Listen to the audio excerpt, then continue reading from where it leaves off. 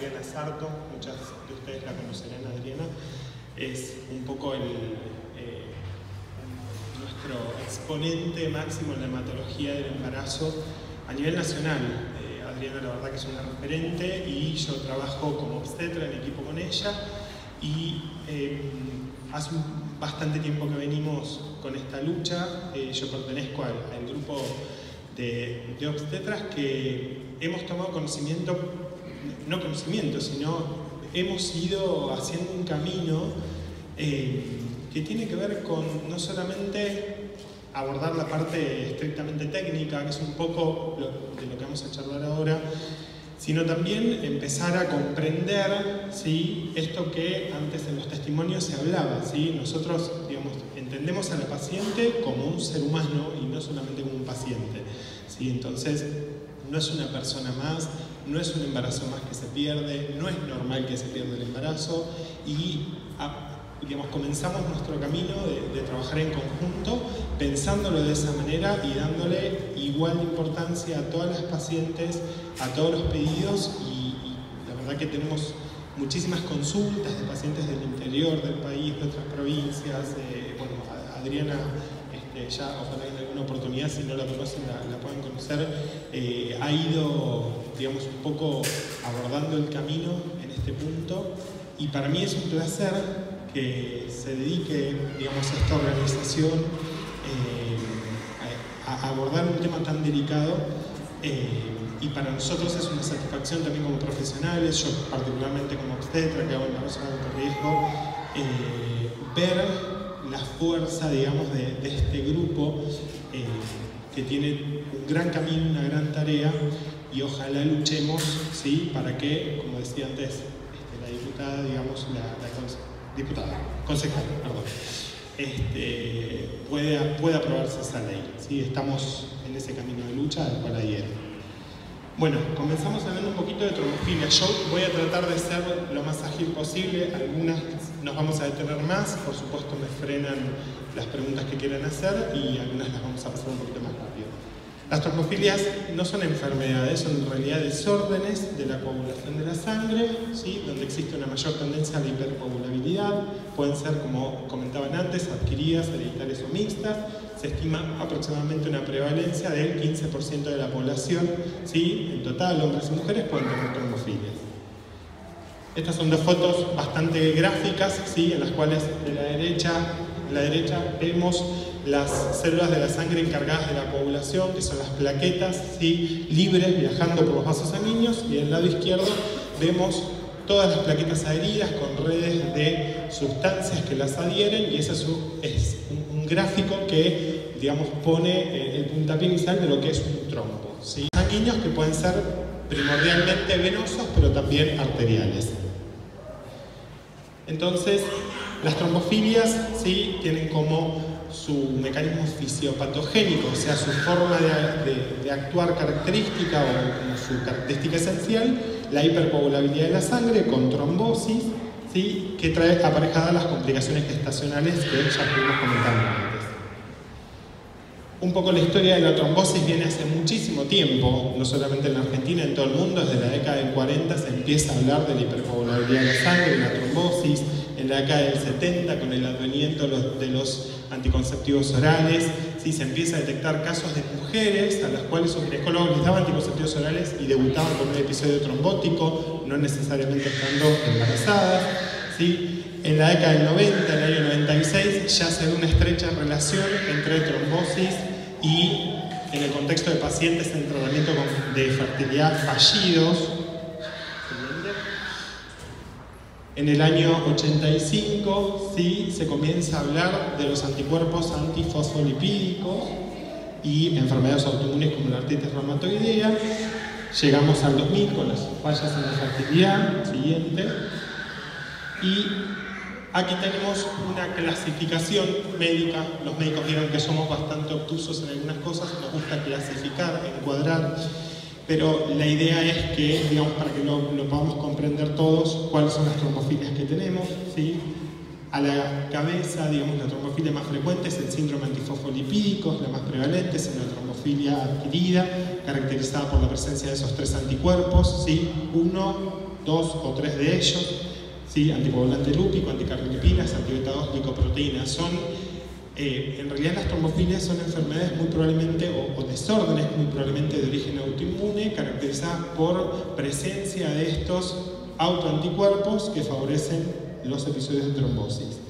También tenemos dentro de las adquiridas la hipoferinolis adquirida, asociadas al síndrome de ovario poliquístico, por ejemplo, que es una patología prevalente, y la hiperhomocisteinemia adquirida, asociada con enfermedades celíacas, cirugías bariátricas, desórdenes de conducta alimentaria. Esto lo pongo a colación de que la trombofilia no es solamente el SAF, no es solamente el síndrome antifosfolípico, sino que existen otras. Dentro de las hereditarias, que son un poco menos prevalentes, ¿sí? Tenemos aquellas que son por deficiencia de inhibidores del sistema de la coagulación, que son los déficits de las proteínas CS y actitromina 3, y los polimorfismos genéticos, que son alteraciones, ¿sí? Hereditarias en genes, ¿sí? Que condicionan una alteración de estas proteínas y hacen que aumente la hipercoagulabilidad de la sangre, como la mutación del factor 5 de Leigh o la mutación de la proteína 20-210A. ¿Sí? También un poco menos prevalente, la mutación de la metiltetrahidrofolato reductasa o del PAI1. Bien. Entonces, ¿qué hacemos los obstetras y los hematólogos en el ámbito de hematología de la reproducción? Primero, vamos a comenzar hablando de la primera entrevista. Siguiente. Seguimos, sí, ahí está. En la primera entrevista, siguiente, lo que consultamos a la paciente, ¿sí? O le pedimos que nos cuente cuál es el motivo por el cual consulta y quién la está derivando. Sí, esto es muy importante entender. Si la paciente viene porque nos encontró en un foro de internet, porque quiere sacarse las dudas, porque pasó por un evento de pérdida de embarazo, porque tiene familiares, porque una amiga le comentó. Esto es súper importante para nosotros, los datos. Y nosotros saben que un poco lo que plantea la ley es tratar de desmitificar todo esto que está escrito en las sociedades científicas. Saben que las sociedades científicas argentinas de ginecología y obstetricia va, digamos, hacia el lado de esto que hablábamos recién, que es solamente se autoriza, o las coberturas sociales, las prepagas autorizan el estudio de trombofilias ante determinadas circunstancias.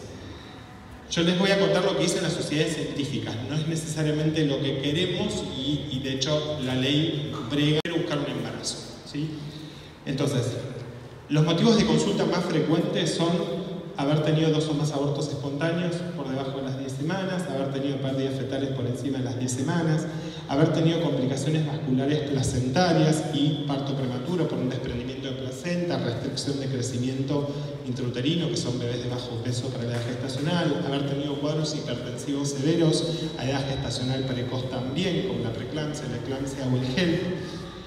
Tener un embarazo actual complicado por un signo de insuficiencia placentaria, ¿sí? También nos llegan muchas pacientes que vienen merodeando, dando vueltas por un montón de obstetras que no las estudian, no las siguen, que no saben qué es lo que les pasa y vienen ya con el diagnóstico, llegamos tarde, ¿sí? Con la restricción de crecimiento, con el oligoamnios, con la alteración del Doppler obstétrico, que es un estudio ecográfico para estudiar la función de la placenta, ¿sí? Y también llegan a los consultorios nuestros pacientes con embarazo en curso con antecedente de complicaciones gestacionales que ya están embarazadas y que no hicieron ninguna detección, o no les hicieron, mejor dicho, una detección oportuna.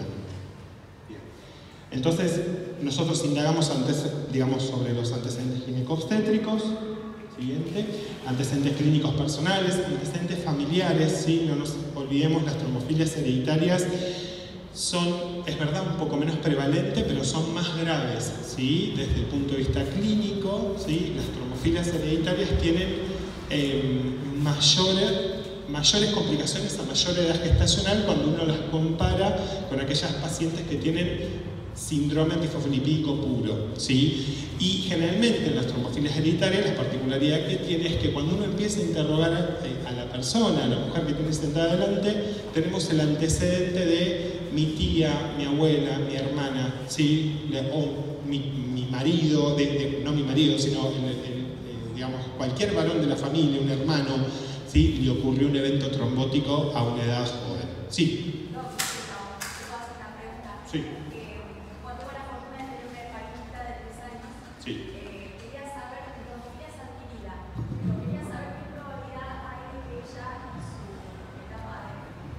ser madre pueda llegar a tener trombofilia? ¿Hay una probabilidad? Mira, la probabilidad existe más que en el resto de la población, pero estamos siempre por debajo del 20-25%. Por supuesto que es un riesgo alto, y esto es como cuando uno piensa, bueno, la tasa es baja, digamos, o la prevalencia es baja, pero cuando le toca a uno, obviamente es el 100%. La prevalencia del síndrome antifosfolipídico en la población es 10 a 15%, y la chance de heredabilidad es muy baja. Se vio que esto, por supuesto, es más representativo en las trombofilias hereditarias porque son mutaciones genéticas. Las trombofilias adquiridas, si bien no son por mutaciones genéticas, también se vio correlación en la descendencia. ¿Sí? No, por favor. Entonces, lo que hacemos es revisar los estudios que nos traen los pacientes y solicitar los estudios de trombofilias.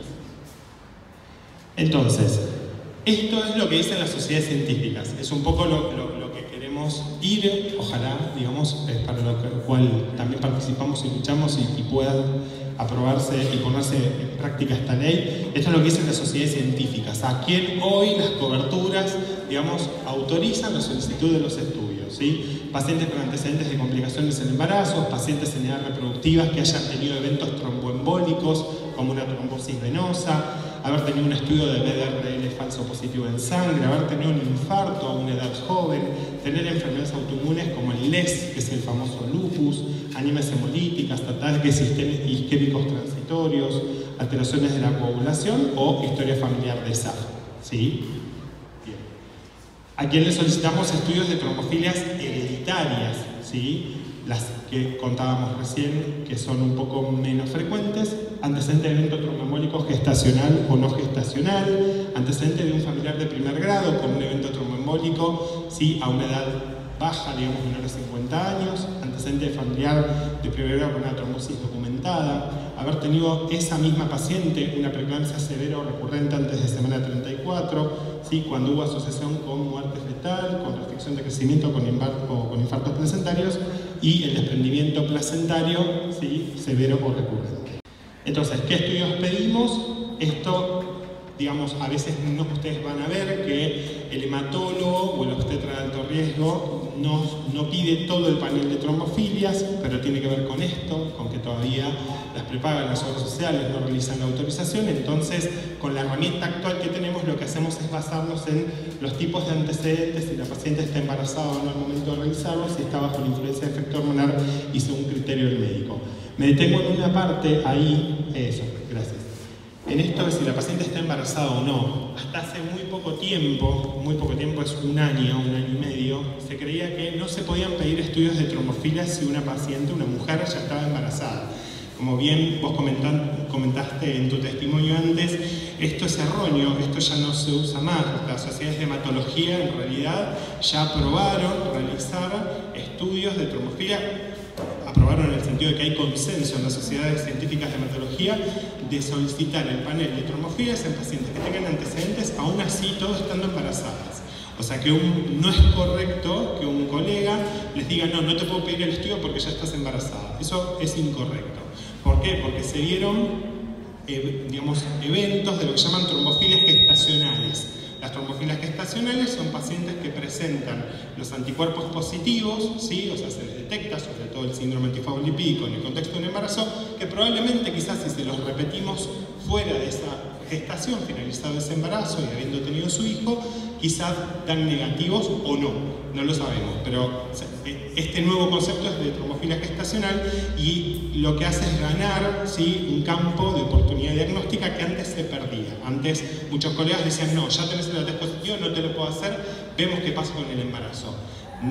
No podemos plantear eso, no es correcto y lo mismo que se planteaba antes en los testimonios. Nosotros como médicos debemos poder asegurar que esa paciente evite, que nosotros le evitemos que tenga que pasar de vuelta por un episodio adverso. Entonces, realización de estudios, ¿dónde los realizamos? ¿Sí? Todos los obstetras y hematólogos de alto riesgo, que hacemos trombofilia, tenemos laboratorios de referencia, esto también es muy importante, que las pacientes, que sus familias interioricen, que vayan a lugares de referencia, porque no todos los laboratorios tienen los reactivos adecuados, no todos los laboratorios funcionan con, digamos, reactivos que están sistematizados, que están homologados, y a veces los diagnósticos también pueden ser soslayados, pueden estar subestimados. Entonces, le solicitamos a la paciente el panel de trombofilias. El panel de trombofilias nos da un resultado, nos aporta un resultado, ¿sí? Y discriminamos, entre comillas, o dividimos, ¿sí? Entre si es una trombofilia hereditaria adquirida o mixta. Hemos visto bastantes combinaciones también. Evaluamos la fuerza diagnóstica, ¿sí? Es decir, con los antecedentes, con el laboratorio que tengo en la mano, ¿sí? Tomo una decisión en función de los antecedentes obstétricos y el marcador trombofílico e iniciamos el tratamiento. Siguiente. Vamos a hablar un poquito del síndrome antifosfolipídico, que es la trombofilia más frecuente, como dijimos. Es un desorden autoinmune protrombótico inflamatorio caracterizado por resultados adversos en el embarazo, tanto para la mamá como para el bebé, ¿sí? Y títulos elevados de anticuerpos antifosfolipídicos en sangre.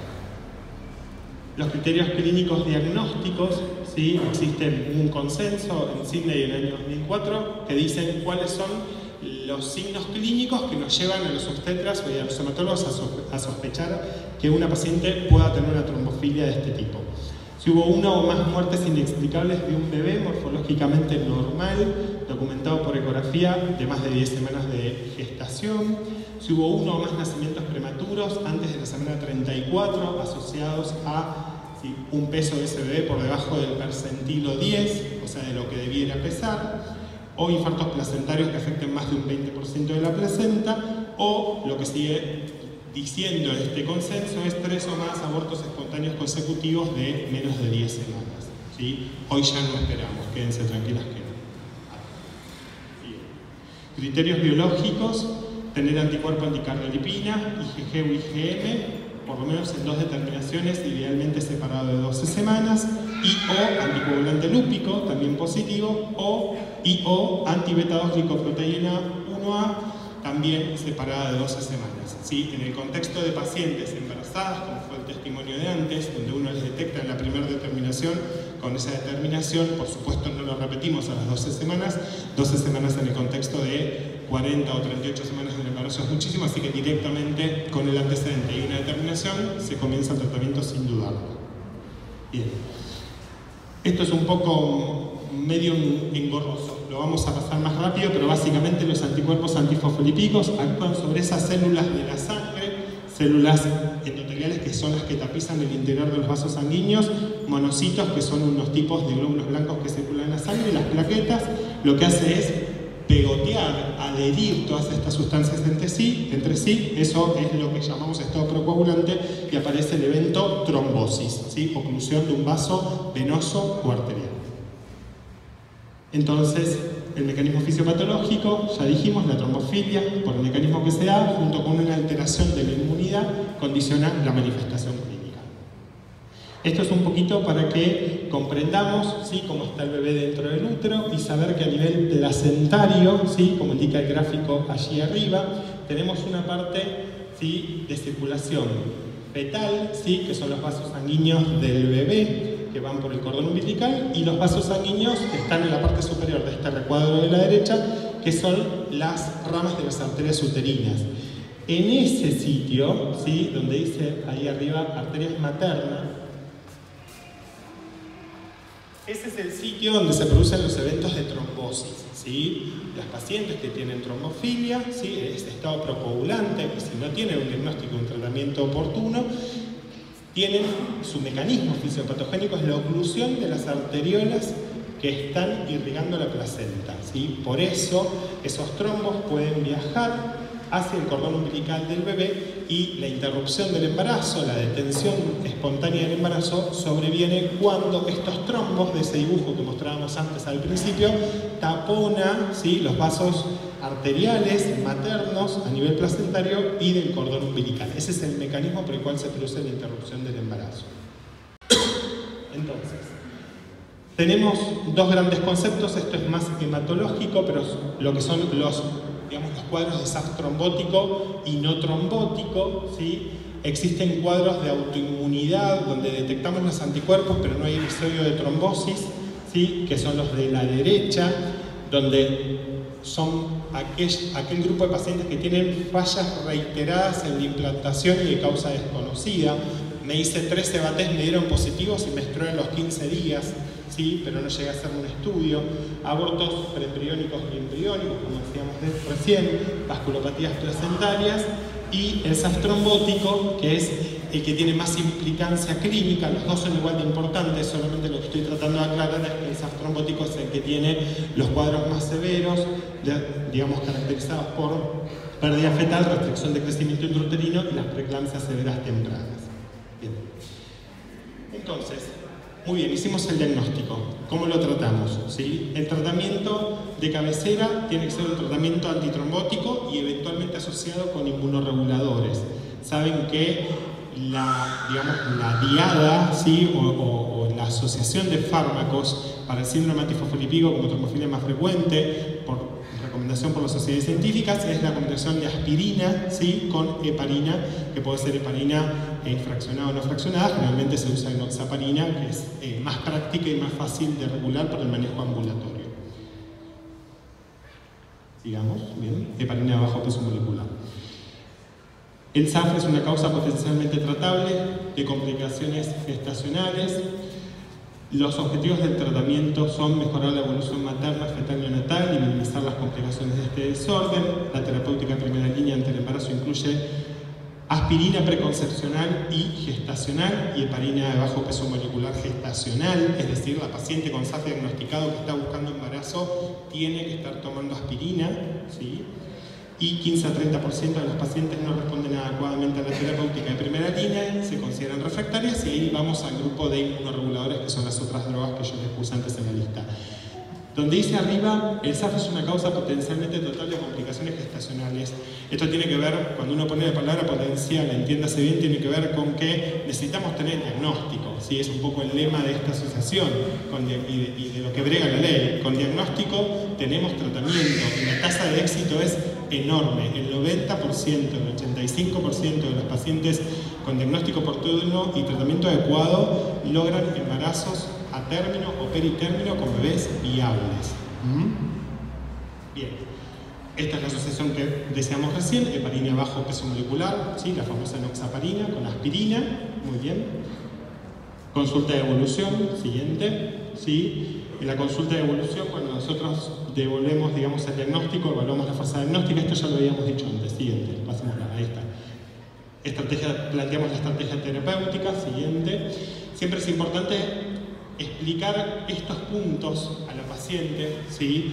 Nosotros tenemos que explicarle la aspirina, en qué dosis, que son 100 a 150 miligramos de aspirina por día, desde cuándo, como decíamos recién, en plan de búsqueda de embarazo desde ese momento, si ya hay embarazo ante el diagnóstico con el EVA-test positivo, no esperar a la primera ecografía, eso es mito, con el EVA-test positivo, aspirina y heparina, ¿sí? En todos los casos, sí, en todos los casos, las trombofilias hereditarias siempre se tratan con heparina sola, las trombofilias adquiridas como el SAF, aspirina y heparina. Esto es importante, lo tenemos que saber nosotros y los hematólogos, pero se los transmito, ¿sí? En el mecanismo fisiopatológico de las hereditarias no entra la aspirina porque no pone ni saca, no aporta, no interviene en el mecanismo de generación, pero sí tiene que estar siempre presente la heparina de bajo peso molecular. Porque a veces se suspende, esto es importante, es una causa de consulta frecuente. Tengo un hematoma detrás de la placenta, tengo 11 semanas de embarazo, tengo sangrado y es probable que el hematólogo nos diga, inclusive en el contexto del SAF, suspende la aspirina transitoriamente y sigamos con la enoxaparina. La enoxaparina no se suspende nunca, ni ante hematoma placentario, digamos. La heparina sigue siempre ante el diagnóstico. Sí se puede llegar a suspender transitoriamente la aspirina si existe un episodio de sangrado durante el embarazo. ¿Hasta cuándo la aspirina se mantiene el tratamiento? Hasta la semana 36 de embarazo. La aspirina se suspende desde la semana 36 y se continúa con heparina hasta el momento periparto, ¿sí? Hasta 12 horas antes del nacimiento de ese bebé. ¿Y qué precauciones tener con su uso? Que tiene que ver con el cuidado, explicarle a la paciente que como la aspirina es un antiagregante plaquetario, genera más riesgo de sangrados de baja complejidad, es decir, el sangrado de encías, el sangrado de nariz, el sangrado poscoital, después de tener relaciones, el cuello del útero está un poquito inflamado en el embarazo y es probable que al estar con aspirina pueda tener un poquitito de sangrado en este contexto. Siguiente. Heparina de bajo peso molecular. Bueno, ¿qué tipo? Es la de bajo peso, que es el famoso Clexane. No quiero dar marcas, no tengo ningún conflicto de interés con ningún laboratorio, pero simplemente es la más usada. ¿Desde cuándo? Como dijimos recién, desde el EVATES positivo. ¿En qué dosis? Eso lo determina el obstetra de alto riesgo con el hematólogo, porque se calcula según el peso de la paciente. ¿Sí? ¿Se debe controlar durante el embarazo y con qué test? Sí, le explicamos a la paciente que va a haber que realizarle un dosaje de parinemia cada entre 3 y 5 semanas, o sea, una vez por mes. Hay que hacer un dosaje de anti-10A, el famoso anti-10A, el factor 10A es la trombina, y lo que hacemos es dosar el anti-10A para ver si estamos adecuadamente dando la dosis esperable para esa paciente. Recordemos que el aumento de peso es una situación fisiológica normal en el embarazo y es normal que haya que ir ajustando la dosis en la medida que la paciente va incrementando su peso. ¿Hasta cuándo? Como dijimos recién, la heparina está en el nacimiento del bebé, hasta 12 horas previas. ¿Condiciona la vía de parto? No nos condiciona la vía de parto, salvo que la paciente se haya colocado la heparina, porque la tiene que colocar todos los días a la misma hora, y salvo que se haya colocado la heparina hace 1 hora y tenga un evento adverso a pesar de estar con la heparina. Por ejemplo, el caso de un desprendimiento placentario. El paciente se pone la heparina a las 8 de la mañana y tiene una complicación grave o un episodio de sangrado, o justo a pasarse una ecografía de control y vemos que algo no está bien y que hay que hacer nacer ese bebé, es probable que esto sí nos condicione la vía de parto. Ustedes recuerdan que la heparina es un anticoagulante, ¿sí? Y todos los partos y cesáreas se hacen con una anestesia, que es la famosa anestesia raquídeo-peridural, y sabemos que se contraindica la anestesia raquídeo-peridural si una paciente se puso heparina en las últimas 12 horas previas al nacimiento de ese bebé. ¿Sí? Entonces, generalmente, en este contexto, si la paciente se puso heparina hace menos de 12 horas, fue su última dosis porque se la colocó en horario, y fue a hacerse la ecografía, le dio alterada, hay que internarla y tenemos que hacer nacer ese bebé, probablemente ese nacimiento tenga que ser bajo anestesia general, probablemente. Lo puse en una filmina al final, ¿sí? Y ahora vamos a hablarlo en 2 minutos, pero tener trombofilia no es sinónimo de cesárea. Esto lo quiero aclarar, ahora vamos a ir un poquito sobre eso. Tromboprofilaxis posparto, sí, todas las pacientes con trombofilias hereditarias o adquiridas como el SAF tienen que tener profilaxis posparto, y uso durante la lactancia no interviene, no molesta, no modifica la lactancia. Todas las mamás con trombofilias pueden amamantar sin ningún inconveniente. Y efectos adversos, le explicamos a la paciente que la heparina puede tener algunas complicaciones, por eso siempre, por ejemplo, las tenemos que suplementar a estas mamás con calcio y vitamina D, ¿sí? Porque una de las complicaciones de la heparina es que baje el calcio y la vitamina D en sangre y disminuye el depósito de calcio en los huesos, ¿sí? Pronóstico, muy bien. Este cuadro es por ahí un poco complejo, digamos, lo que les quise poner acá es lo que pusimos a la izquierda.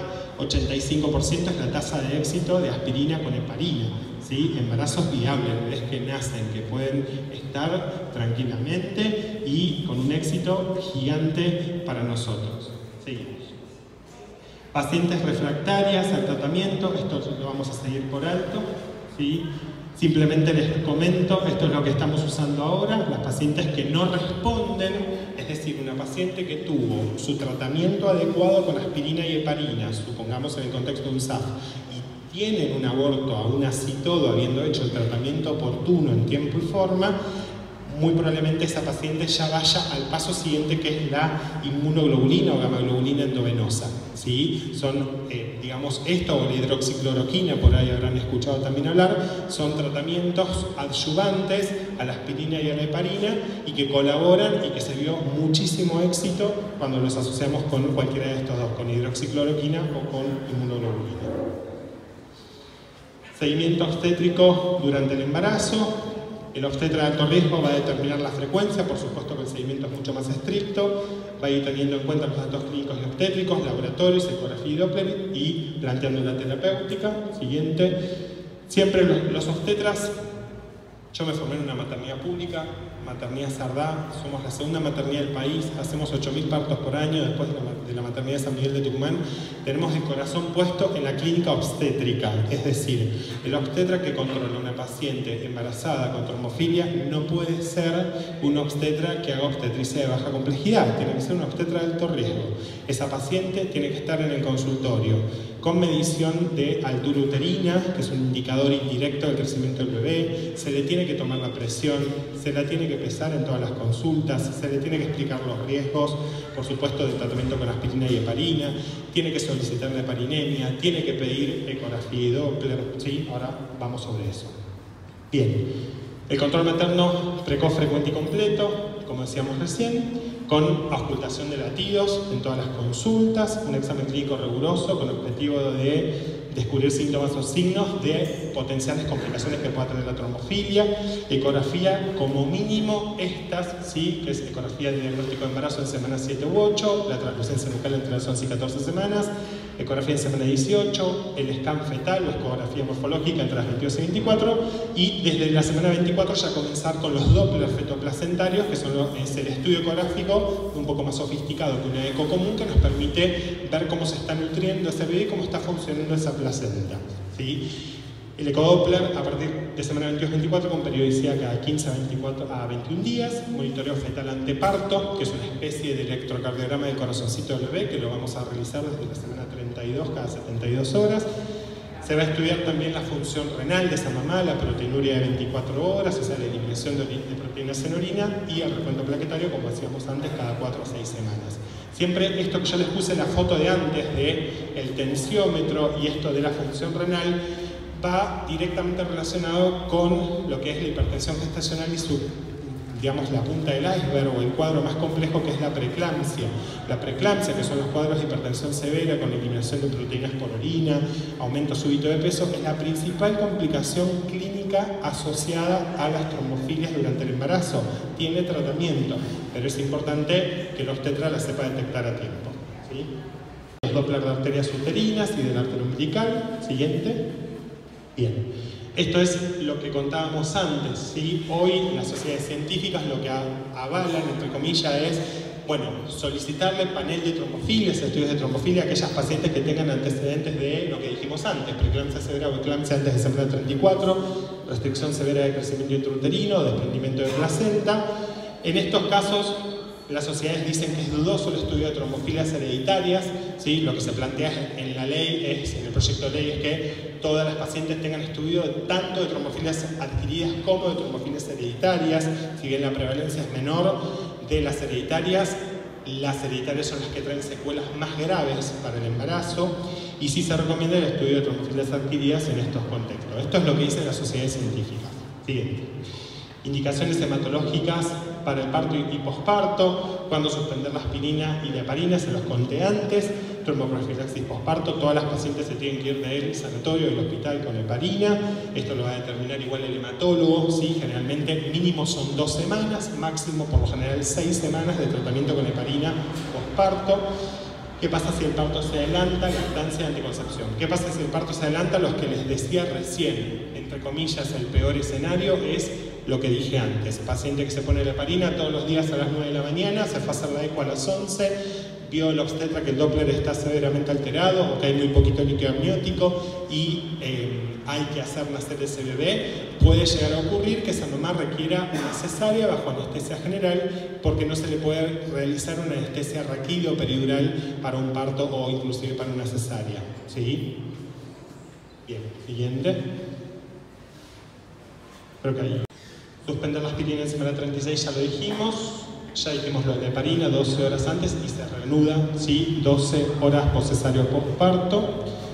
Completar 2 a 6 semanas luego del nacimiento. Siguiente.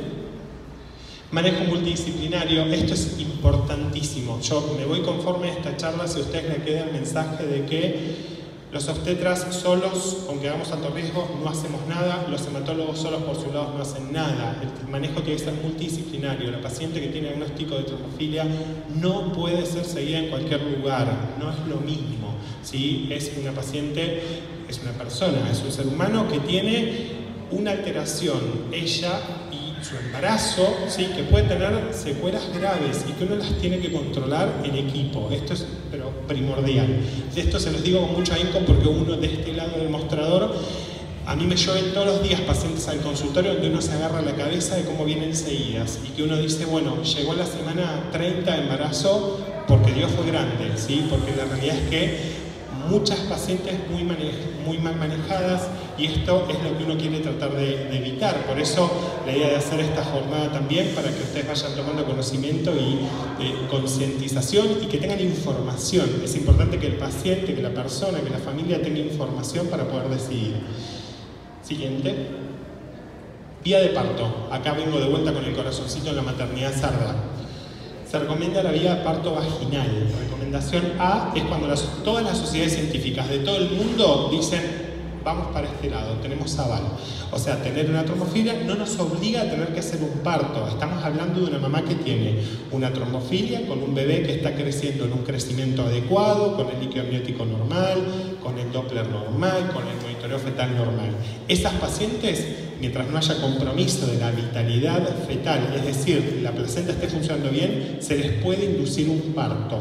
No se recomienda la cesárea programada a menos que haya otra causa obstétrica o médica que lo justifique, como decíamos recién. Se aguardará el inicio espontáneo del trabajo de parto o puede realizarse maduración cervical o inducción al trabajo de parto. Hay un consenso de FASGO, que es la Federación Argentina de Ginecobstetricia, del 2015, que avala la finalización electiva de las mamás con trombofilia en semana 38, es decir, no se espera la semana 40-41 como un embarazo de bajo riesgo, simplemente se espera la madurez pulmonar. Saben todas las mamás que pasaron por esto que se les administra enoxaparina, madurador pulmonar, que es betametasona, la droga, para madurar los pulmones del bebé. Y esto se hace antes de la semana 34, o sea, entre las 24 y 34 semanas, y en la semana 37 a 38 les inducimos el parto. Y ninguna de las trombofilias contraindican la maduración del cervix con misoprostol, ¿sí? Ni la utilización de oxitocina. Es decir, que la trombofilia no tiene nada que ver, digamos, con el trabajo de parto, ¿sí? Una mamá puede tener tranquilamente un parto. Sigamos. Bien, consulta posparto con obstetra y hematólogo, siempre. Seguimos. Controles y medidas de prevención en las distintas etapas de la vida de la mujer. Antes de comenzar había tenido una consulta, ¿sí? De una de nuestras asistentes. Siempre es importante recordar esto, ¿no? Uno antes que obstetra es médico, ¿sí? Y lo que tenemos que, abrir el juego, informar a esa mamá que tuvo trombofilia de que no solamente se va a tener que cuidar para un próximo embarazo, sino que también tiene que avisar siempre que tenga cualquier otro tipo de intervención. Si esa mamá tiene una cirugía, si se opera de apendicitis dentro de 2 años, si tiene una trombofilia hereditaria, hay que decirle que todos los miembros de su familia, familiares de primer grado, en línea ascendente, horizontal o descendente, tienen que tener estudio de trombofilias hereditarias, ¿sí?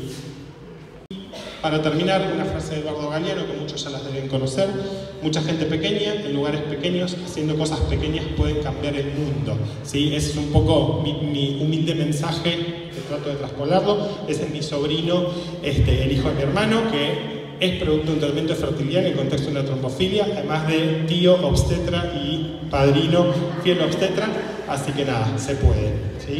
Muy bien.